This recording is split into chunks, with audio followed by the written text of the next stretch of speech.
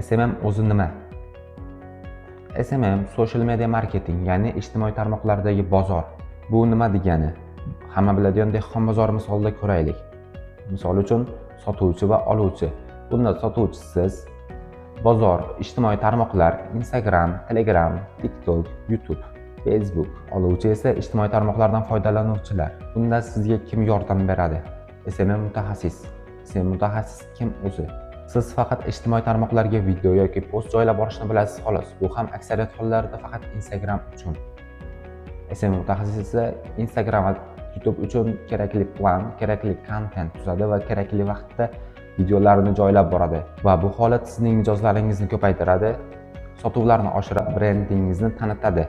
Shundan ko'rinib turibdiki, SMM mutaxassis sizning nomingizni, ijtimoiy tarmoqlaringizni yuritadi. Agar sizga ham shu va shunga o'xshash ma'lumotlar qiziq bo'lsa, profilimga obuna bo'lishni unutmang.